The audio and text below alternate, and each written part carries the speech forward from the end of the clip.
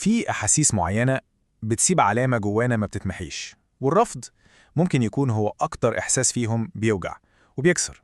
يا ترى ليه كلمة زي دي ليها القدرة إنها تهز كيان أي حد فينا؟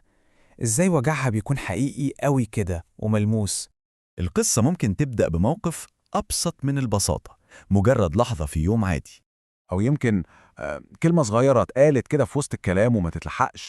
بس الإحساس اللي بتساب جوه، الإحساس ده بالذات كفيل يكسر حتة في الروح.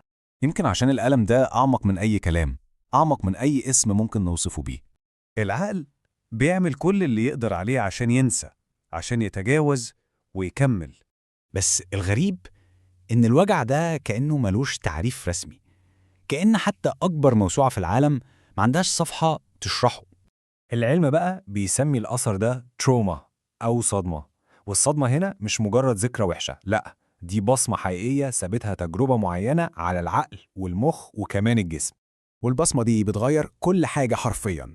أول حاجة بتعيد ضبط جهاز الإنذار في المخ، فالواحد بيفضل حاسس بخطر طول الوقت. تاني حاجة بتزود نشاط هرمونات التوتر، فالجسم بيفضل في حالة إرهاق واستنفار. والأخطر إنها بتغير الطريقة اللي بنشوف بيها الواقع نفسه، كأن الواحد فجأة لبس نظارة، كل حاجة من خلالها بتبان مختلفة.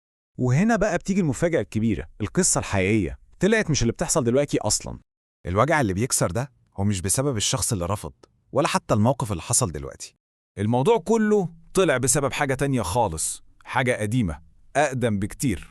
يعني الموقف اللي بيحصل في الحاضر ممكن يكون بسيط جدا، لكن الصدى اللي بيرن جوه النفس هو صدى الجرح قديم، ذكرى أو يمكن تهديد. الحاضر بيتحول لشاشة بيتعرض عليها فيلم قديم من الماضي.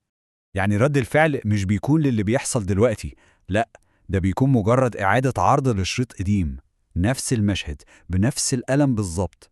وده بالظبط اللي بيحصل لما الماضي ما بيبقاش مجرد ذكريات، لما الماضي بيفضل عايش جوه الحاضر ويحول الإنسان لسجين ليه.